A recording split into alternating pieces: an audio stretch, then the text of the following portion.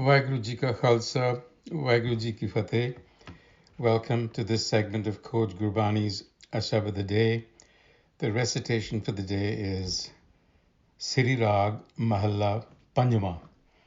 Udam kar har Japana, vad bhagi tan khaat, satsang har simrana, mal janam janam ki kaat, man mere Ram नाम जप जाप मन इच्छे फल पुंच तू सब चूके सोग संताप रहाओ जिस कारण तन धारिया सो प्रभ डिठा नाल जल थल महील पूरिया प्रभ अपनी नदर निहाल मन तन निर्मल होया लागी साच परीत चरण तजे पार ब्रह्म के सब जप तप तिन ही कीत रतन जवे हर माणका अमृत हर का नाओ सुख सहज आनंद रस जन नानक हर गुण गाओ.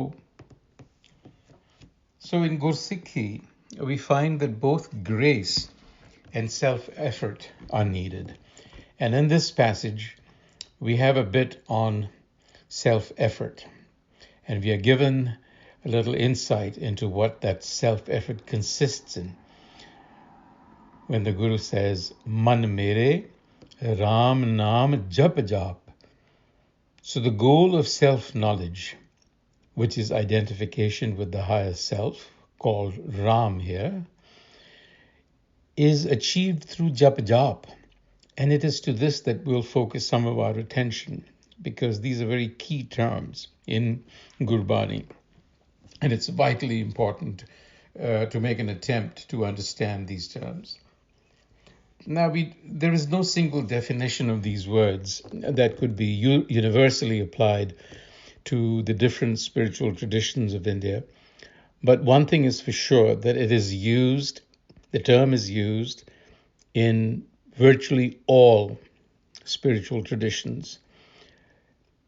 So the only thing common is that the definitional implication of this word jap, that's the root. It points to a double aspect, and that is described in this passage as jap jap.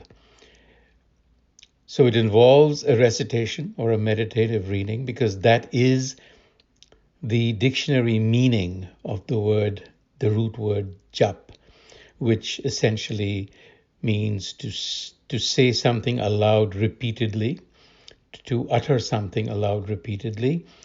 But there is to that recitation another aspect, and that is attentiveness, mental concentration. So this is what the Guru is saying. To behold the self, that is to perceive or understand the self within, practice jap jap. In other words, develop an awareness, sharpen your awareness through meditative recitation, through mental concentration, through attentive listening and discourse of Gurbani, which is the instruction of the enlightener, of the Gur. And the precondition to this is persistence and preparation. Udam kar har Japana, vad bhagi tan khaat. So it's saying that those who with persistence or spiritual discipline obtain this intuitive insight of Har, which is the self, are vad bhagi, fortunate, because the ultimate wealth has been obtained. Tan khaat. Now, the word Japana here means perception. It suggests that we have to develop this inner perception in order to experience what is being described, which is the Har. So it is these faculties that we are being asked to develop in the process of engaging with Gurbani. Meditative reading of Gurbani, for example, as opposed to rote reading, which is what most of us do, meditative reading, on the other hand, requires that we bring our attentive center to what is being read. And the key here is not to process the text like information, but rather to ask, how do I move my attention until the text begins to make sense? And it is within this movement of attention that is what activates attentional forces like inspiration, imagination, and intuition. And they come together to ultimately enable that experience. In other words, this is an experience not of the senses, but of the intuition, of awareness. And so the passage says that if you do this, then the outcome is direct experience of reality. This is jis karan tan tarya so prabh ditha nal, by whose agency the body came into being. That indwelling self is then perceived within.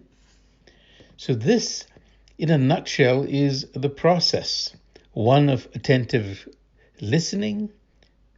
And since we engage with the Gurbani, it also involves attentive recitation, concentration, to understand, to imbibe, suniye.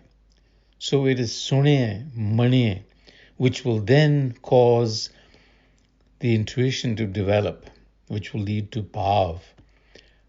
And of course, it calls for persistence. So it is a daily discipline. With those thoughts, until the next time, Waheguru Ji Ka Khalsa, Waheguru Ji Ki Fateh.